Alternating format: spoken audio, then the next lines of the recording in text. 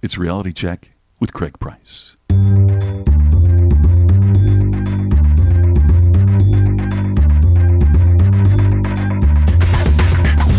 I'm an idiot. 4 minutes in and I'm already wrong. I'm like a monkey. Hello, look at me. Craig, shut up. Hey, I need you guys to do these things. I'm Craig Price, professional bastard. Nice to meet you.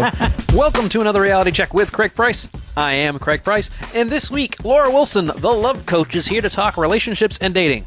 Now, before I begin, I want to say I'm very thankful I am married, and the fact that there's a dating expert on the show is in no way an indication of how my life is going. I can't imagine being single today. You got people texting all the time, sexting each other, if you're lucky. I don't even know what dates are like now. Is it just two people sitting across from each other at a restaurant, instant messaging each other? Do they even look into each other's eyes and talk? Or do they just send each other tweets and emoticons? Never mind that you get these wackos online crawling matchmaking websites looking for the quote-unquote perfect person. It just seems like it's much more difficult to be dating now than when I met my wife 10 years ago. And historically, it's always been easier to date the farther back in the past you go. It wasn't necessarily better, but it was just easier. I mean, hundreds of years ago, your parents just married you off to the village with the person with the most goats. And maybe you had 2 or 3 choices in the small little hamlet your farm was in. Much easier. Your options were severely limited, and maybe your marriage wasn't as rock solid and happy as you'd like, but you chose a mate by the size of their hips or if they could kill the most food. So really, options weren't so overwhelming as they are now. The luxury of picking and choosing, it can be pretty overwhelming.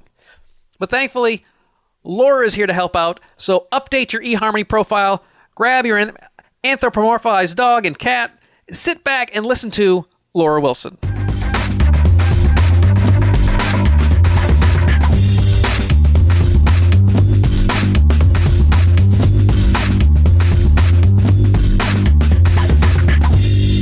I haven't dated in 10 years, and, being 40, never really was good at dating. So I'm glad that I'm not in the situation that we're talking about today. And I hope I never get into that situation again. I am very fortunate to have been married now for 8 years and I've been with my wife for 10. So like I said, I wasn't really good at this to begin with. I lucked into what I got now. And if anyone knows me and my wife, they're still shocked that she's still around. But you talk about dating with intention, which seems to me, as a horrible dater and someone who really didn't think about pursuing marriage or a partner of any kind, it sounds a little nefarious. So explain to me what exactly dating with intention is when we talk about dating. Well, I think a lot of people, when they date, it's with the hope that this person that they're seeing will eventually want to have a long-term relationship with them. Some people probably date just because they enjoy going out or enjoy dating. The intention that I'm talking about is to find someone who ideally is going to love you and appreciate you for exactly who you are. They're going to be your best friend. They're going to, be by your side. It's a long-term commitment. And what we get out of that, when we have a good, healthy relationship, what we get is a stable foundation to really be all we can be in our lives.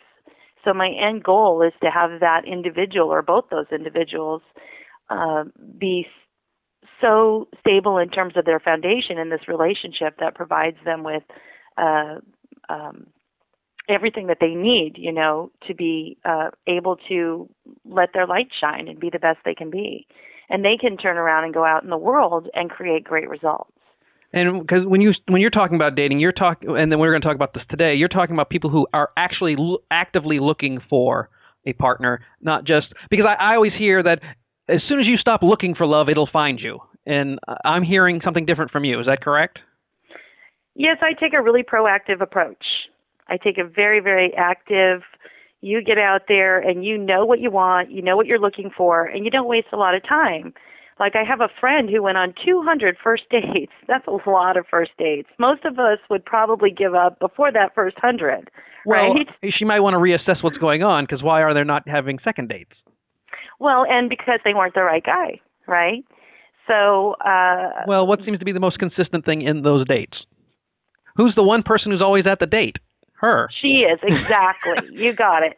And that's part of the picture, is you really, the one thing you bring to every relationship is you. So we get clear for you. We know who you are, what benefits you bring to a relationship, what makes you unique and special, because everyone is. There's, no one exactly like you with the same set of characteristics, qualities, sense of humor, everything that makes you unique. And so you bring that to the table, and it's a great thing because you're the only one there is. And then beyond that, we have to really look at what do you want? What are you expecting that relationship to look like? What do you expect your future partner to be like? And how do you want that relationship to be? And the more clear you are about that, of course, then you can be very active in finding that person. You don't need to waste your time talking to people who don't fit those qualifications that you're looking for. And for my single listeners out there, or my frustrated listeners, married listeners who are getting divorced soon, I'm with Laura Wilson, who is the Love Coach Laura on Twitter, but she also is a speaker and a certified professional coach. And you specialize in relationships and dating, not just dating, but relationships in general. But one of the things, because I wanted to go back to your friend who with the 100 dates, one of our long-term listeners, Jared Meyer, I asked questions out on the web, and they reply back. He wanted to know, are some people truly better off being alone, or are some people truly undateable? Because it sounds, when I heard this lady going on 200 dates, I'm thinking maybe she's not dateable. Is it possible?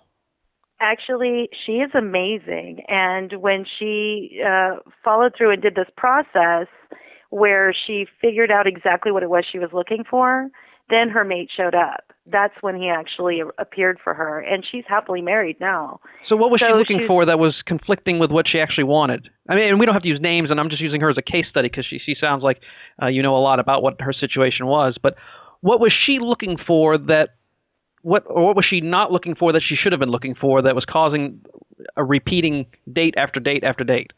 Absolutely, I understand. So I think what it was is she really didn't know.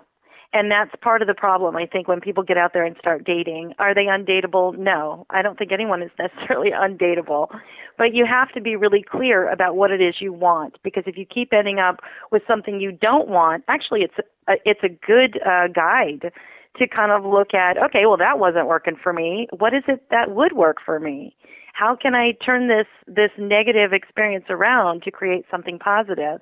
And it was in that very action where she realized, oh, I'm not looking for what I really, really wanted, which was, for her, it was someone who was passionate about the things that she was passionate about and who was able to have intelligent conversation with her. And, it was just a matter of really figuring out each part of what she really wanted. And when she defined it, when she got really clear about what that was, that's when he showed up. So, and this happens over and over again for many people. Sure. Well, walk us through the process. So we've been dating for a while. I think Jared probably sent that question in out of a little bit of frustration. Not that I know his situation at all, but okay. We've been dating, and we're getting a little tired of, it's loser after loser.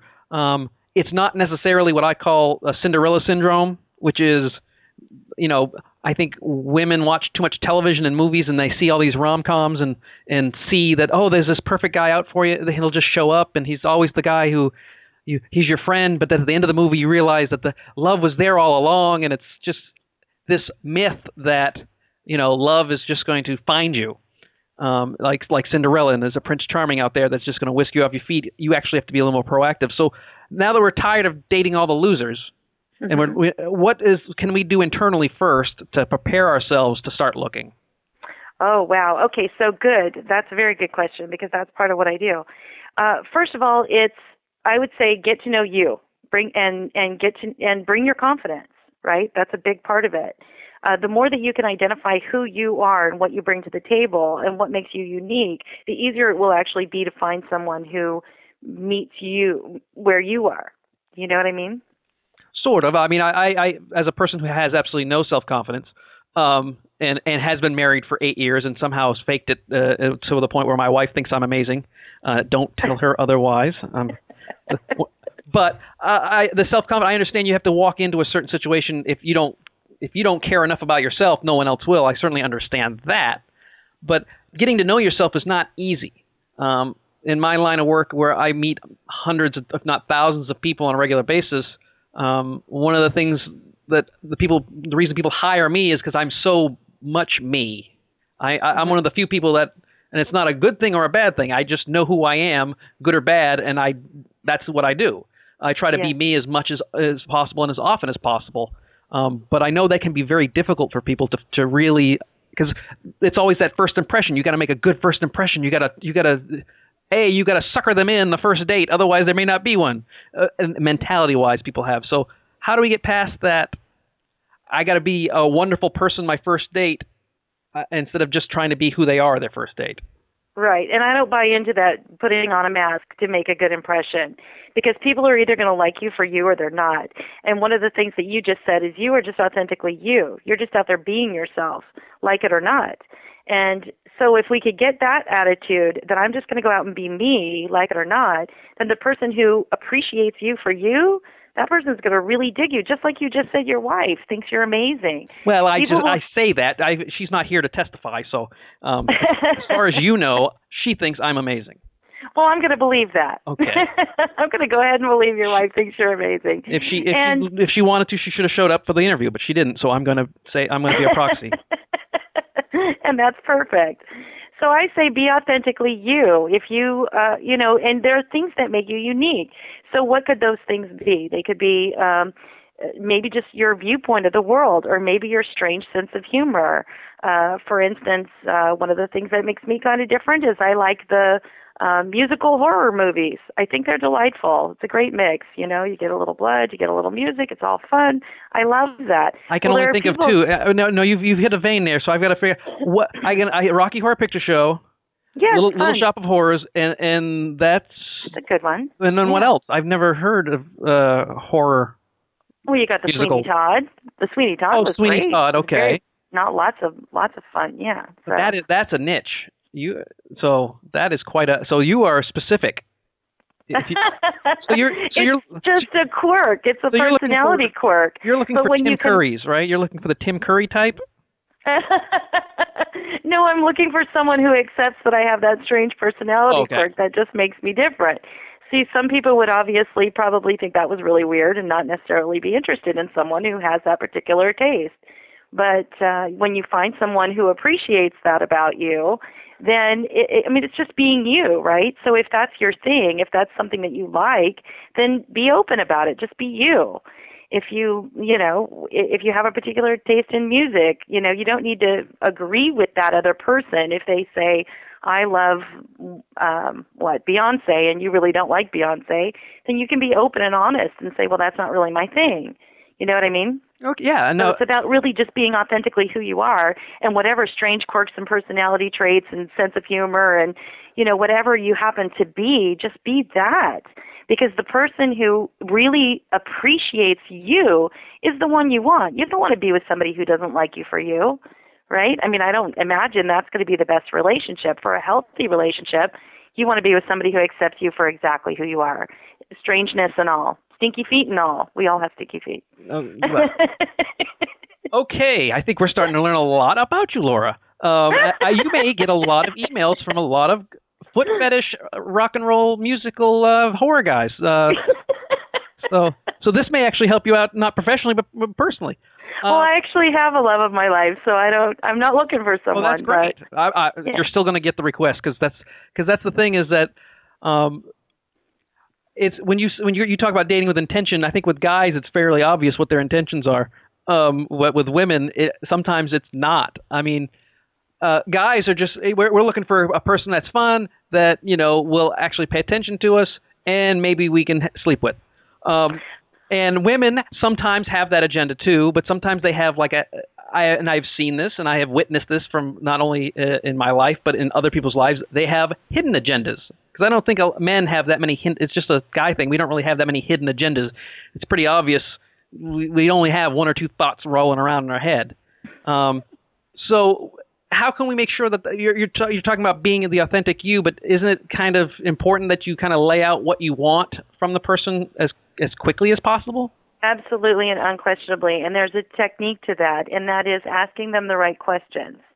Because when you ask questions that show, I'm really interested in getting to know you.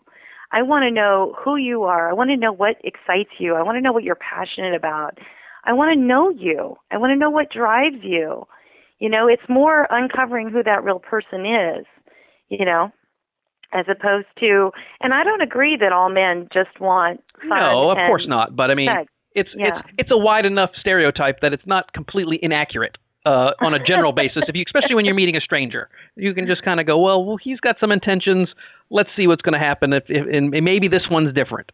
But that leads me to another question that we got online. Actually, a couple people said that kind of went with the same kind of thing. It's like, so when you meet people, when do you? They were talking about what kind of timeline do you recommend sharing or expecting personal details from each other? I mean, when do you start revealing that you have stinky feet? Not necessarily the first date. You don't meet them and then put your foot on the table and say, "Hi, my name's Laura. Here's my stinky feet. What's your name?" But I mean, what is the timeline for that? Because some people think it takes like 2 years to really get to know somebody. But how soon should you start revealing all these personal details?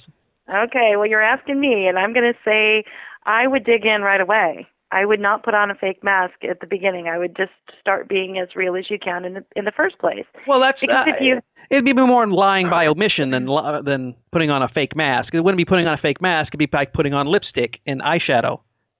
Not necessarily. Right. You're not necessarily lying. You're just not telling them all of your stinky feet issues. Well, and you can assume that they're human, and so they probably have stinky feet. So I guess the answer to that is we can assume that we're all human and no one is perfect. So let's start with that assumption so that you can know that not everybody is having a great day every moment of every day. Sometimes we have bad moments. Other times we don't. So you can kind of be realistic in your expectations a little bit and know that there's flaws. We're all flawed. No one's perfect. But looking deeper into who you are and, you know, what is it that motivates a person? You know, who are they really? What is it that makes them tick? If you're a plumber, why are you a plumber? What do you like about plumbing? You know, what is it? How did you get into that? I mean, you're kind of digging in and discovering who this person is. And so when do you start that? I start it right away. I encourage you to start it right away, because if you don't take some time to get to know who you're talking to immediately, you know, from the very first conversation, you can ask some questions. And I'm not saying, do you want to have children with me, is not necessarily the first question you want to ask. An even scarier one is, what do you want to name our children? Right. Yeah, you don't want to start there. I wouldn't go there as your very first conversation. But, you know, there are ways that you can basically interview them and find out who they are, what they're about, why they're dating, what their intentions are, without necessarily scaring them off. Because if they're real and they're sincere, and there are a lot of men out there and women out there who seriously want to find someone to share their life with. And if you're talking to someone who's not really serious about doing that, you can eliminate them from the running pretty much right away. Well, that was my next question, is because sometimes when you meet somebody, you know, the first impression is good and it can be 100% accurate, but then it does take time to get to know people, and some things start to come out as far as compatibility issues.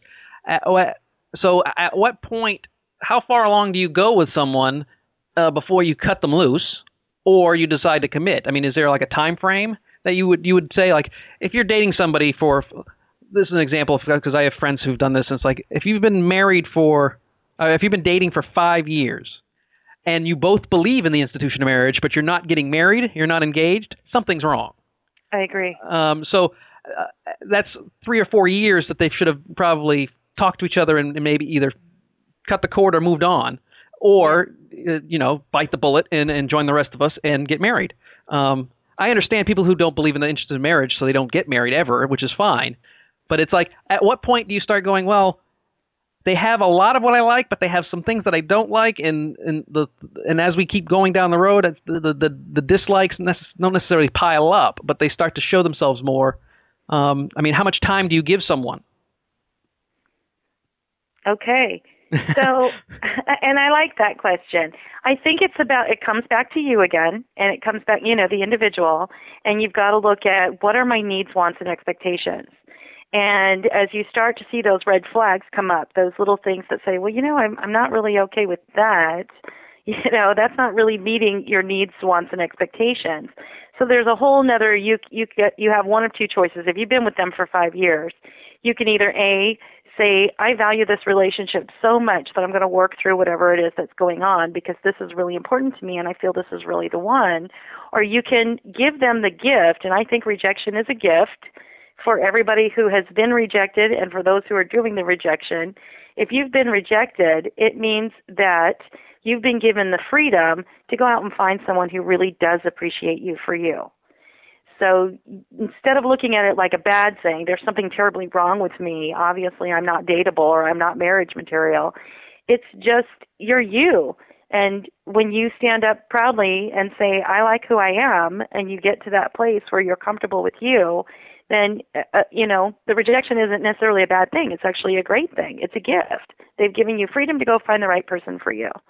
So I encourage that because, if that's where this relationship is going after 5 years, is it's not really going anywhere and you don't feel there's really that level of commitment, then you can give yourself that gift too and break loose and say, hey, this isn't really what I need and want. But there is a process, that people need to go through to discover really what's going on with them and what their needs are and where their needs are not getting met. And you can either work with your partner to make sure that they meet those needs and expectations.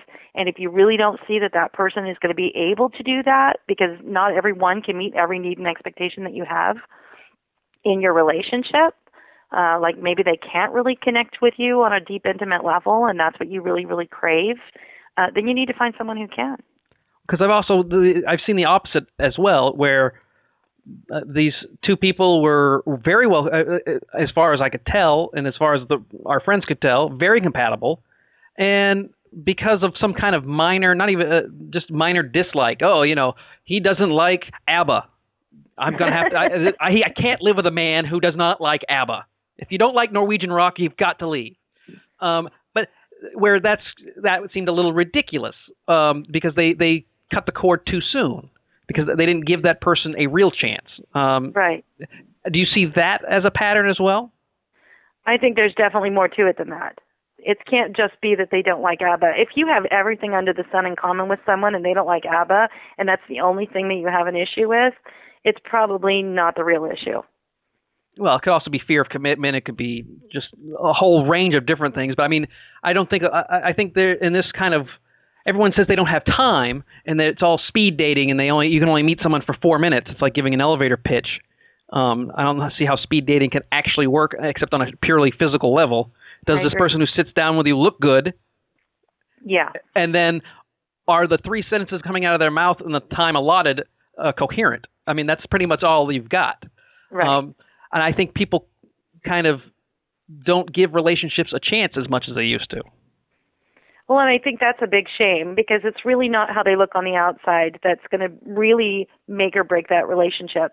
When you talk about having a long-term commitment with someone, you've been with your wife for 8 years, but ultimately people are considering being with someone for the rest of their lives. That's really the goal when you date with intention. My intention is to have someone to share my entire life with. I want a partner who's going to be there all the time. So when you start with, gee, you're handsome today, well, people gain weight, people lose weight, people, all kinds of things happen. And if you're just dating someone because they have a great job and a nice car, well, people lose jobs and they lose cars. So, ideally you want to get into, and I agree with you, speed dating does not give you the time to really dig in and get to know them. But ideally, you want to find someone who you can connect with on a deeper, more intimate level, someone that you're safe talking to. If you go out on a first date and you can practically hear the crickets chirping, this is not a good sign. You're not really connecting, right? Yeah. Well, I've had conversations like that where I'm trying to draw a person out and find out a little bit more about them, and it's like you can hear the crickets chirping in between. Okay, well, this isn't really going very well. I'm going to give you your gift of freedom, and I'm going to move on. Well, let's get down to the nitty-gritty then, because we've talked about getting ourselves prepared. And knowing what we want. Yes. And then we've talked about kind of knowing what we won't expect from other people, from what we're looking for. So let's get down to logistics. What can we do to find these people? I mean, because nowadays there's Match.com. It's all internet because it's just easier for people. But Yeah. where can people go outside of the workplace, which can cause problems? But where can they go to meet quality folks? Oh, I love it. Okay, so that involves a bit of social strategizing, and it's really unique to the individual. So when you kind of get to this place where you are really clear about who you are and what you love and what you're passionate about and what makes you different and unique, then obviously you're going to gravitate towards places that satisfy your personal interests. I mean, you can meet the love of your life anywhere. You can meet them online. It's true. It's actually a great way, and I encourage my clients to do so, to go online because you can meet a lot of people in a very short period of time without leaving your house, which is awesome. But in addition to that, if you're like into sci-fi and you go to a sci-fi convention, you might find your love of your life there because you already share common ground, common interest. So I would say really kind of once you know who you are and what you really love and what you're passionate about, go and do those things, but do it with kind of be open to smiling and greeting people. If you're interested in finding someone, make eye contact, look at people, look around. Don't just look at, if it's a sci-fi convention, don't just look at the guy in the Star Trek suit. Look around, see if there's someone else that maybe catches your eye that you might like to talk to. And kind of go out and do things that you love and connect with other people who do those things. Because it may not be that you even meet the person of your love of your life there, but you might meet someone who becomes a friend who then has a friend who suddenly is the love of your life. You never know. So it's about being open-minded, and putting yourself out there. Well, and that can be scary. I mean, because Star Trek convention, you don't know who's actually under the Wookiee mask. Too many people with 4 heads and tentacles that they don't actually have. But relationships can often, take time. And one of the other questions that we got off the net was people were wondering about living together before getting married. Do you agree with that? Do you think that's a good idea, or do you think that was a recipe for disaster? Because people have even people who are religious, not religious, it's actually across the board. It's hard to pin down what's a good idea. So what do you suggest as far as living together versus getting married first? Well, I'm not someone who likes to just tell people what to do. No. I'm going to say it's a very individual decision. I think there are pluses to living together before you get married, in that you get to live together and see what it's like living with that person. Can you tolerate being with them, 24 hours a day? If that's, of course, if you're working, you're not quite 24 hours, but you know what I mean. Do you want to pick up their dirty clothes when they throw their dirty clothes on the floor? These are good things to know, and how do you deal with those kind of conflicts when they come up? Do they help you around the house? Do they do dishes? So it's not necessarily a bad thing to have that experience so that you know what you're getting into before you get into it. But I would not say everyone should do that, because some people are really not comfortable doing that. And of course, it has to be true to you and your personal integrity and where you are. But I think there are definitely benefits. I mean, if it's like before you buy a car, you test drive it. I'm not trying to say you go to test drive and sometimes you lease the car before you buy it. I got it. We get all kinds of analogies for this. This is fine. Yes. Don't worry about that. So sometimes you have to take the car out for a drive. Sometimes you have to drive a lot of cars.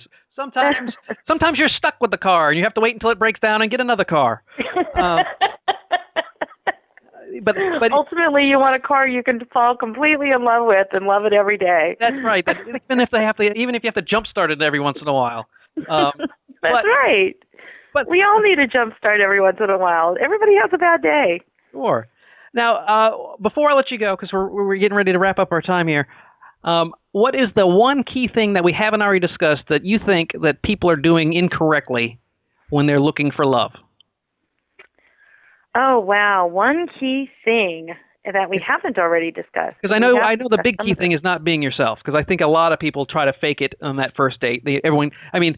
Women get dressed up. They put on high heels to make them look taller.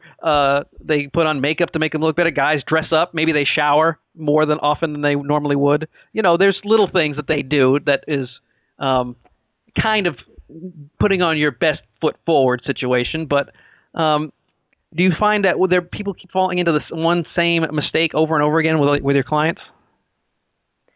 I think well, the one thing that's popping up into my head right now, so I'm just going to share it. There's probably multiple things, but I think it's that we need to let go of our baggage. When we have past relationships that are hanging us up and we're under the impression that everyone's going to be like that, or that's all I ever attract is people that, are bad guys, or bad gals, or people who cheat on me. You've got to release your baggage. You've got to take responsibility for where you've been.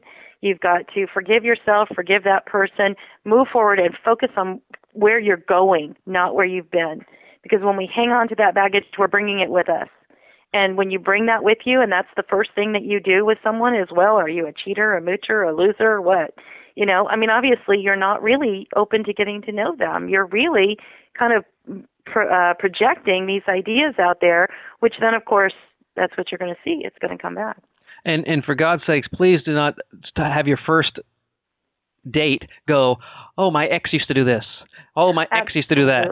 Oh, yeah. Oh, you like chicken? My ex loved chicken. She loved chicken. Chicken marsala, we'd have it all the time. Don't do that, because that's just annoying. Even if you're the perfect match, that will drive people away.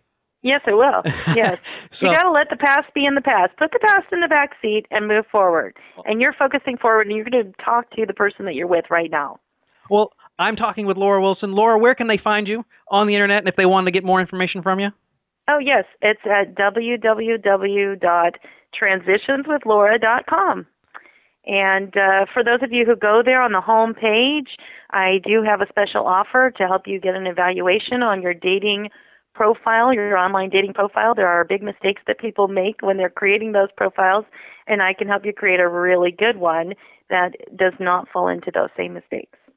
Well, and Laura, that's a free gift. Oh, that's great. I know that I know at least two people right now that will do that, and it's not me or my wife. It's other people. And I'm not going to tell my wife we even had this conversation, because then she'll realize, wait a minute, there might be something better out there. Oh no! but I really appreciate you taking time out. I think that last one, especially talking about leaving your baggage behind, I think that's a great way to close it. I'm going to take my baggage and go. Laura, thank you so much. Thank you, Greg. This is delightful. You're wonderful. Thanks again to Laura for coming on the show. I am now more scared than ever to be single, so let me just say, Heather, I love you. Always looking for great guests, so email me suggestions at craig@speakercraigprice.com. Like the Facebook page and get the podcast directly in your Facebook feed every Tuesday, and follow Reality Check Pod on Twitter. Thanks for listening.